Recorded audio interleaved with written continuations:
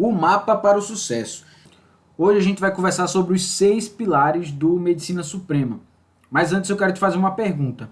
Se eu te dissesse que eu tenho um mapa aqui que garante com 100% de certeza, não há dúvida, tá? Não há pegadinha, não há como dar errado.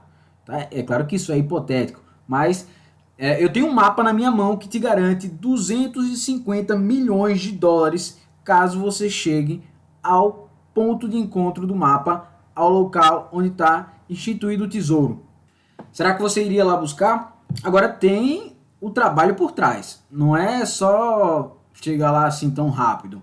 Para isso você teria que pegar 8 voos comerciais, atravessar 42 horas através de travessia marítima, andar por mais 42 quilômetros, enfrentar um trecho montado em um camelo durante 32 horas, pegar uma viagem de trem que vai durar 3 dias e 3 noites completas, e ainda assim precisaria, quando estivesse próximo ao tesouro, subir um monte de 430 metros de altura. Agora a situação muda um pouco, né? Será que você continuaria indo atrás desse tesouro? E ó, eu não tô te dizendo que existe a possibilidade de você ganhar, não. Eu tô dizendo que é 100% certo de você ganhar esse tesouro de 250 milhões de dólares. Será que você iria?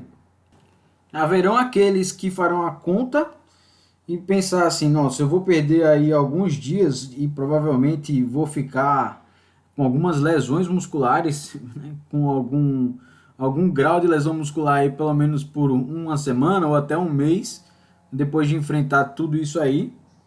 Mas também para o resto da vida eu tô tranquilo em relação a dinheiro. E vão ter aquelas pessoas que vão olhar para todo esse caminho percorrido e dizer assim, olha, deixa para lá, eu tô até bem com a grana que eu tenho agora no momento. Talvez você tenha se identificado com essa situação, essa metáfora, né? Claro que é uma situação totalmente hipotética aqui, né? Mas se você é uma pessoa sagaz, talvez tenha identificado que a carreira de medicina é por aí, né? Então você chega e você tem uma proposta inicial e diz assim, ó, você quer ser médico? É uma profissão, pô, muito massa.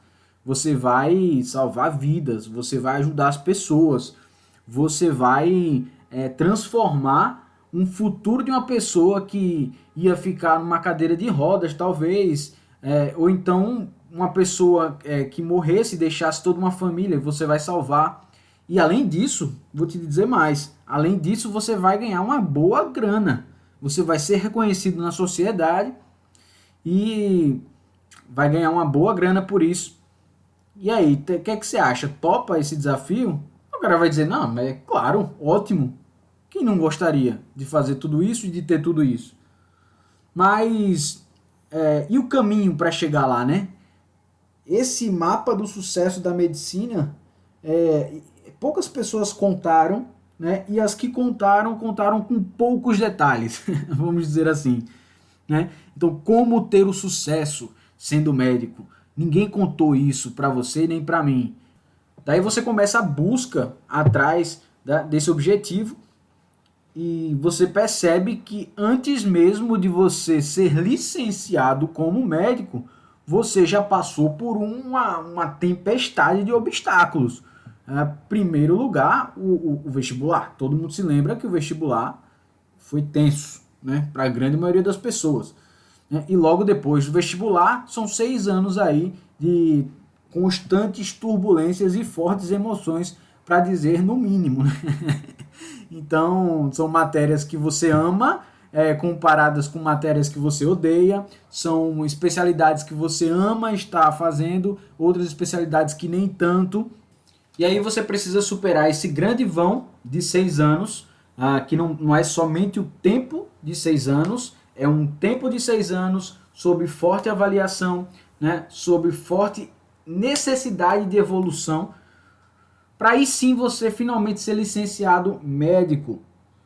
E agora você aí está com o CRM na mão e não tem nada garantido para o seu futuro que você almejava. chegou a hora de moer, como a gente chama aqui no Nordeste, chegou a hora de botar mola para poder fazer a sua carreira.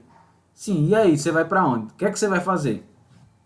Então, automaticamente, muitas pessoas já saem direto da faculdade para a residência, né? E direto eu não quero dizer em termos de aprovação, mas é como um plano de extensão certo que todo estudante de medicina tem que fazer. Olha, velho, então me formei, tenho que sair direto para uma residência, porque aí sim, depois que eu fizer a residência, vai estar tudo certo na minha vida e eu vou ser o cara.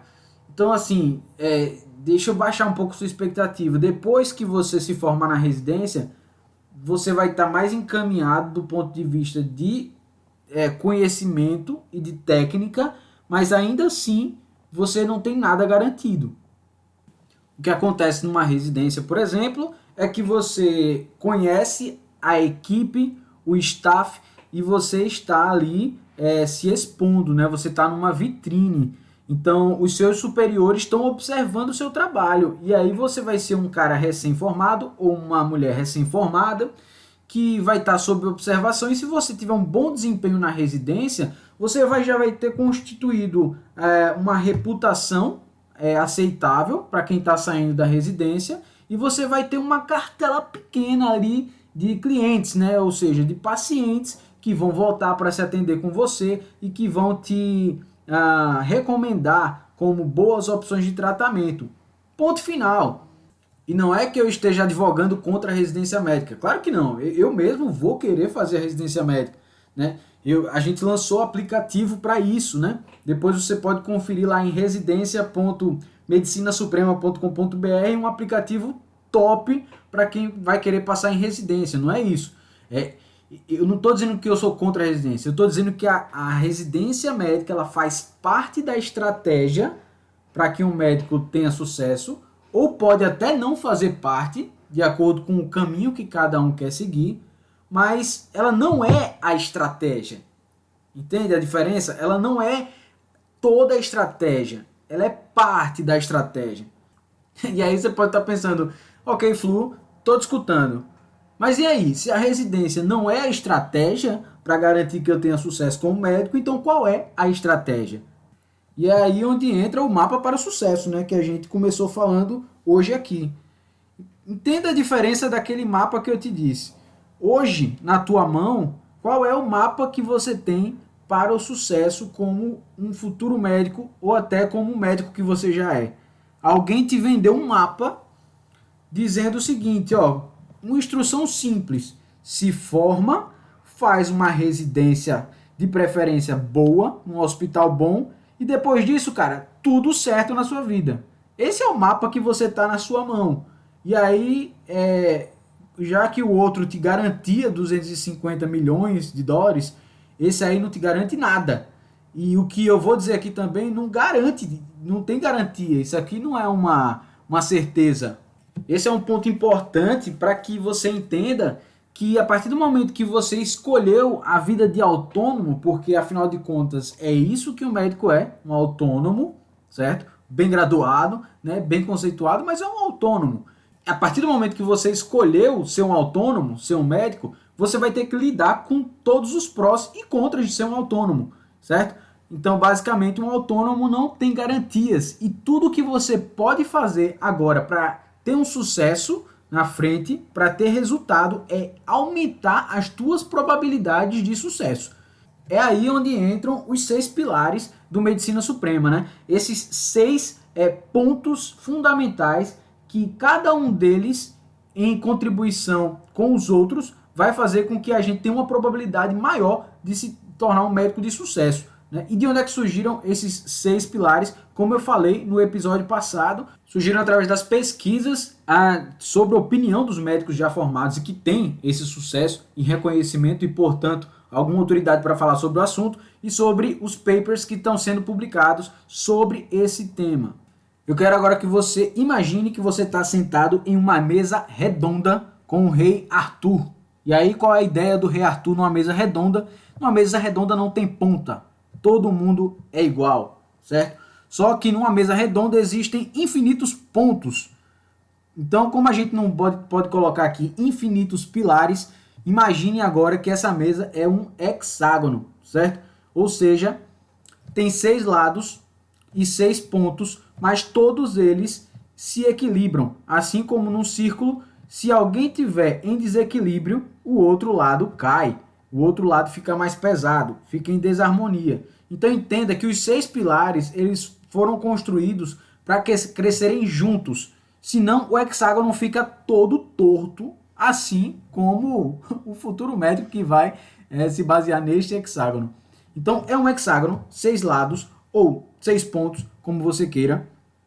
E nessas cadeiras estão sentados aí desenvolvimento pessoal, diagnóstico, educação, terapêutica, financeiro e inovação. E eu vou falar um pouquinho sobre cada um deles. Então, começando pelo desenvolvimento pessoal, o médico, antes de ser médico, é uma pessoa, certo? E como pessoa, ele precisa desenvolver capacidades que qualquer ser humano, em qualquer profissão, precisa desenvolver, né? E para que ele seja um médico de alta performance, ele precisa desenvolver muito bem o controle emocional, a qualidade dos relacionamentos, como ele consegue criar uma boa relação médico-paciente, empatia, ética, desempenho em termos de performance, em termos de energia, como conquistar mais energia para superar as diversidades do dia, como se relacionar com a equipe, como liderar as pessoas que estão abaixo dele e como se relacionar com a hierarquia, né, com as pessoas que estão acima dele também, como participar da gestão, tanto do seu próprio consultório, do seu próprio hospital, ou até mesmo de hospitais em que esteja empregado, como manter saúde, né? Alguém que está propagando saúde tem que manter a sua própria saúde em alto nível também.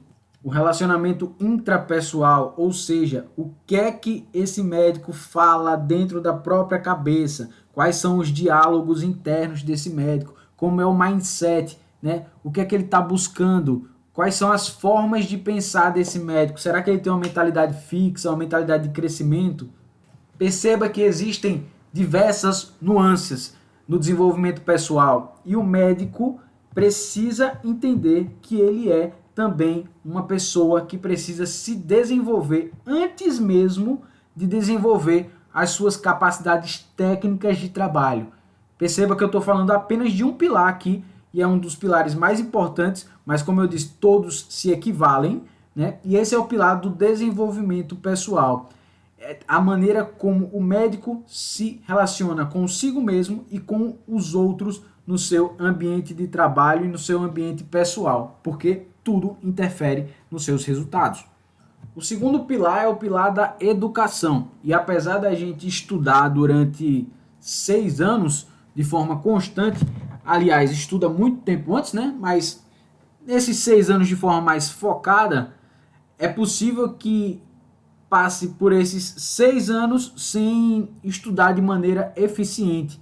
E o que é estudar de maneira eficiente é você saber exatamente o que precisa priorizar nos estudos, saber também como manter, reter esses assuntos, porque a coisa mais frustrante que existe é estudar um assunto, dominar aquele assunto e ver ele se esvaindo da memória quando você mais precisa, que é o momento da prática.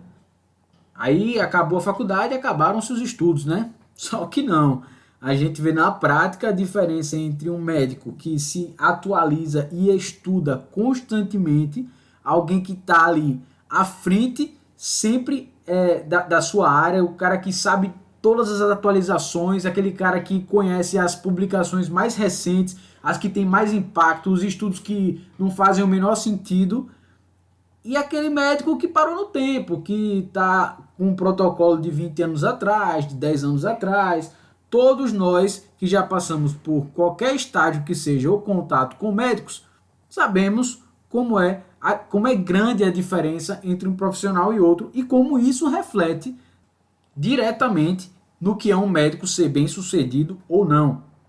Faça um rápido exercício e você vai conseguir imaginar exatamente as pessoas que eu estou falando de um lado ou de outro, né? os mais atualizados, os mais competentes em estar estudando diariamente, se atualizando, e aqueles que pararam no tempo porque acharam que já sabem de tudo.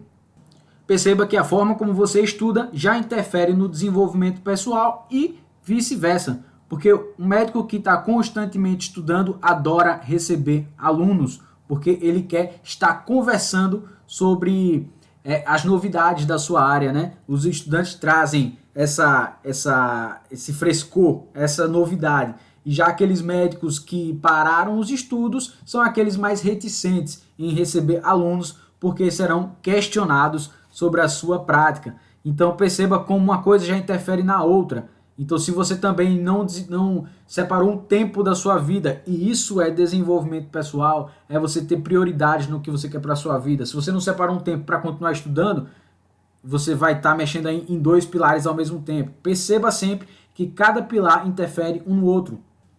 Diagnóstico é um dos pontos fundamentais para um médico ter uma boa qualidade, né? Tanto é que os médicos que são mais respeitados são aqueles que conseguiram diagnosticar problemas que ninguém conseguiu diagnosticar. E como é que se faz para ser bom em diagnóstico se você tem pouca experiência? Existem métodos já garantidos e testados em várias universidades espalhadas pelo mundo e em publicações explicando como é que os médicos experts, os especialistas, os melhores de cada área pensam. Existem maneiras de se pensar e não cabe falar aqui, mas com certeza oportunamente a gente vai falar mais para frente. Existem técnicas para se fazer um bom diagnóstico, independentemente aí da sua bagagem de assunto estudado, existem técnicas para que você faça um diagnóstico melhor.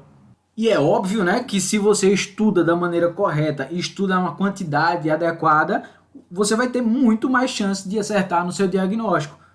A gente está entrando numa era de revolução da inteligência artificial e em breve a inteligência artificial vai tomar um espaço muito grande dentro da medicina e já está começando. Nós já temos aí várias máquinas fazendo diagnósticos completos sem a interferência de um médico presente, apenas através de metadados. O computador consegue estudar 5.000 artigos por dia e consegue fazer um diagnóstico muito mais acurado do que um médico, né? A gente tem aí exemplos já de um computador da IBM, que é o chamado IBM Watson, que está fazendo diagnóstico aí de câncer no Japão, que nenhum médico especialista submetido a esse caso conseguiu resolver, baseado nos papers que ele lê diariamente. Portanto, o próximo pilar é o pilar da inovação. E em inovação, agrega-se aí pesquisas, né, e desenvolvimento de softwares por inteligência artificial. A medicina que a gente vive hoje não é a medicina que a gente vai encontrar daqui a 10 anos. Isso é claro, porque a tecnologia cresce de maneira exponencial. O que a gente está vendo nesse ano de 2018, que é quando a gente está publicando esse podcast, vai ser infinitamente menor do que a gente vai ver daqui a 2, 3, 5 anos. E em 10 anos a medicina vai ser completamente diferente. Para que você tenha ideia, a Google está desenvolvendo junto a oftalmologistas um equipamento baseado em inteligência artificial, que já tem 95% de sensibilidade, ou seja, a capacidade de encontrar, quando presente, a retinopatia diabética, e uma especificidade de 80%, ou seja, a capacidade de afastar falsos positivos de retinopatia diabética. Perceba a magnitude disso e as nuances do que eu falei, certo? Porque antigamente quem fazia o exame de fundo de olho e detectava a retinopatia diabética eram os médicos. Ou seja, você precisava de um médico presente para avaliar o fundo de olho e saber se existia ou não a retinopatia diabética a partir de padrões que são bem estabelecidos. Só que essa máquina detectou padrões que nenhum ser humano consegue detectar, porque existem milhões de informações visuais na retina. E perceba aí que eu falei que está com 95% e 80%. Diferente de todos os outros métodos que a gente já tem, né, que o método por si só já tem ali uma dificuldade, uma limitação de alcançar uma maior especificidade e sensibilidade, a inteligência artificial ela cresce com cada informação que é adicionada a ela. Então, nesse momento, a especificidade e sensibilidade são essas. E como a prerrogativa de uma inteligência artificial é aprender, daqui a 5 anos, 10 anos, esses exames vão beirar a perfeição, vão chegar muito próximos aí de 99%, com certeza. Portanto, essa é a realidade, não é uma projeção, é a realidade em 2018. Perceba então que daqui a 10 anos o mundo na medicina vai estar outro e médicos que não se adequarem a essa nova realidade, que não pensarem em inovar com essa nova realidade, podem ficar para trás sim por conta das máquinas. Mas você sabendo disso pode tirar proveito e tirar o proveito da máquina a seu favor.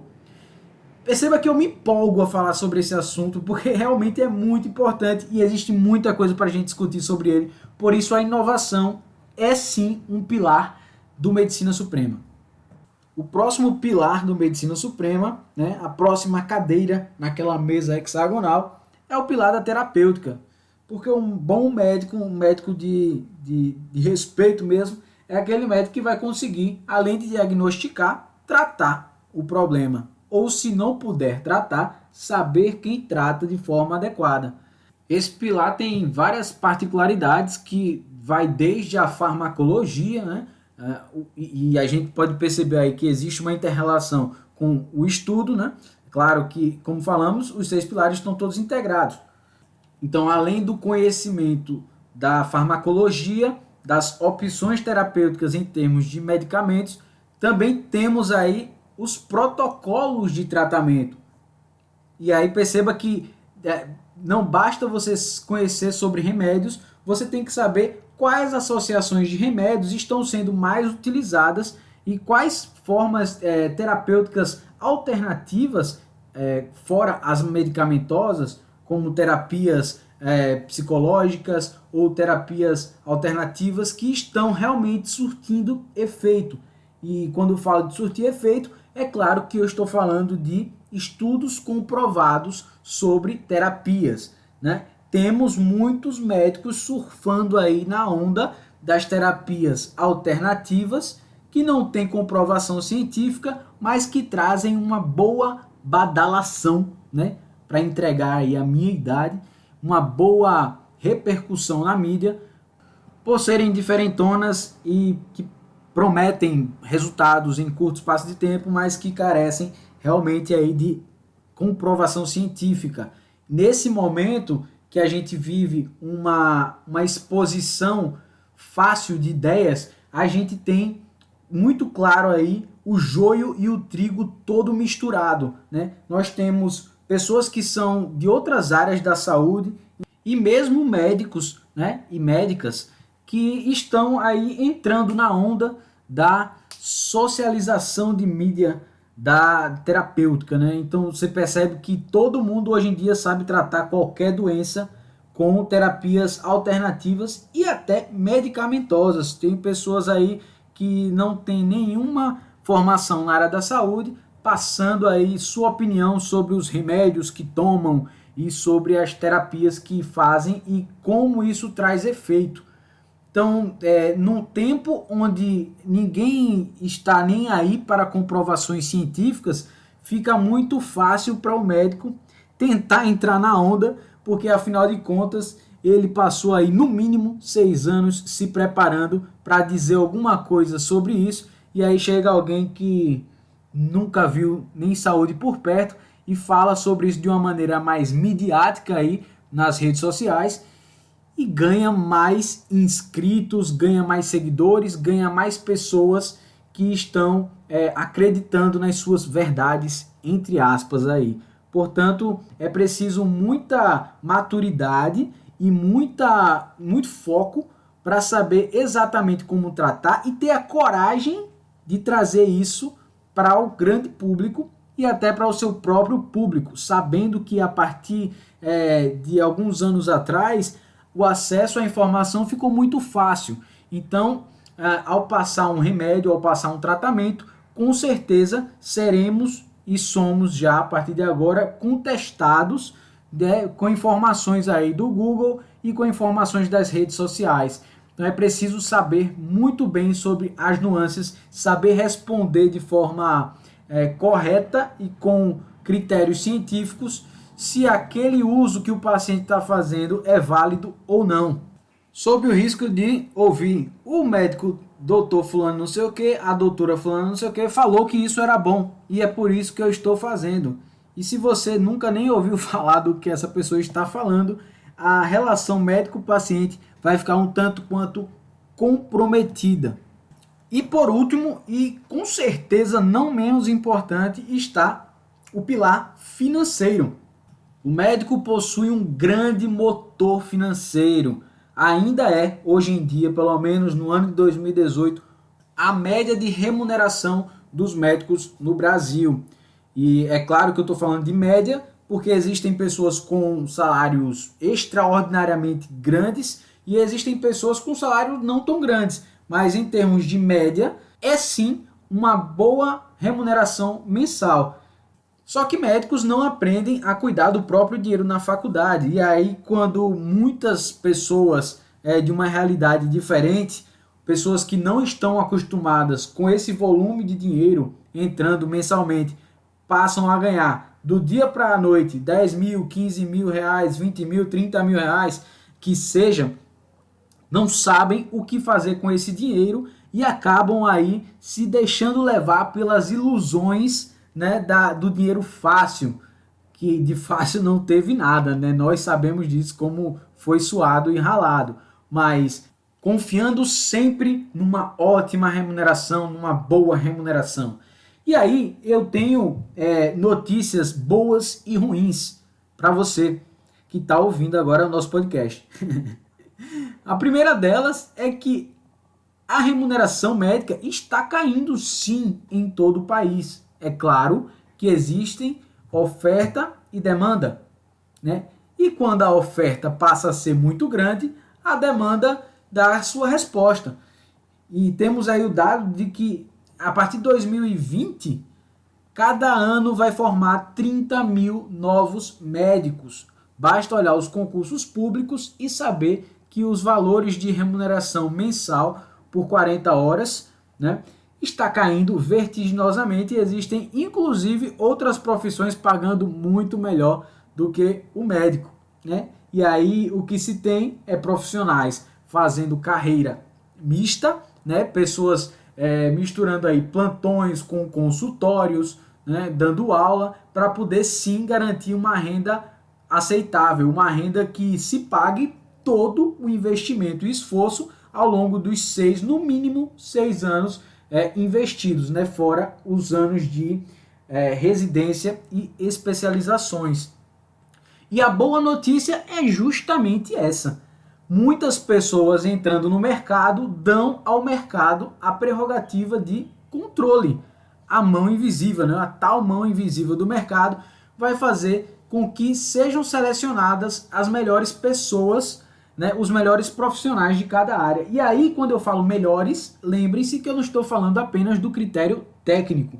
Aqueles que souberem utilizar melhor o dinheiro vão ter maior sucesso. Afinal de contas, as pessoas precisam saber gerir bem o seu dinheiro e fazer com que eles rendam para que elas possam investir em melhor especialização, melhor educação, melhores clínicas e equipamentos, melhores opções de diagnóstico e tratamento para os seus pacientes. E apesar de o dinheiro não garantir nada, ele acelera em muito o desenvolvimento, sobretudo em termos de estrutura física e equipamentos, em termos de cursos preparatórios, especializações, que a gente sabe que custam muito caro para o médico. E a gente tem uma grande maioria de médicos que nunca ouviram nem falar de termos básicos de finanças, né? De patrimônio mínimo de sobrevivência, o patrimônio necessário para a independência financeira, a própria independência financeira, a questão de você ter ali um motor de geração de renda para você, sem você ter que estar presente trabalhando, né? O médico, como um autônomo, não pode estar confiando na sua presença para garantir a sua renda. Ou seja, ficou doente, parou de produzir, teve que viajar, ficou velho, acabou, não tem o que fazer. Se para, a bicicleta cai. Então esse é um modelo ultrapassado que nenhum autônomo, né? E lembrando sempre que o médico é um autônomo, pode cair nessa armadilha. Então esses aí são os 6 pilares de Medicina Suprema, que como eu falei, é um grande mapa para o seu desenvolvimento, para aumentar a sua probabilidade de sucesso. Se você for uma pessoa que domine bem esses 6 pilares e faça essa mesa crescer por inteiro, você vai certamente conseguir uma profissão de sucesso. Acho que deu para você perceber que existe muita coisa para a gente falar sobre essas 6 áreas e para a gente trabalhar em cada uma delas de forma separada, né? com muitas técnicas em cada uma delas. E é baseado nisso que o projeto Medicina Suprema está. Então eu espero que você tenha entendido qual é a pegada do projeto, tenha gostado desse projeto. E se você gostou, compartilha com os seus amigos e colegas. Eu tenho certeza que a caminhada vai ficar muito mais agradável se você pegar algumas pessoas e formar um grupo para crescer junto, sabe? Espero que você tenha gostado desse episódio. Se você gostou, espero que você demonstre de alguma forma aí. Pode ser falando comigo lá no Instagram, no Medicina Suprema, ou então no Fernando Flu mesmo, né? Ou então até mesmo escrevendo aqui, eu não sei qual o aplicativo de podcast que você está ouvindo esse áudio, mas escrevendo aqui os seus comentários e dizendo o que é que você achou desse episódio. E é claro que cada episódio novo vai se debruçar sobre um ponto específico aí desses 6 pilares, claro, de forma aleatória e trazendo aí os que tenham mais peso. Então ficamos por aqui, muito obrigado por ter ficado até o finalzinho e até o próximo episódio. Tchau!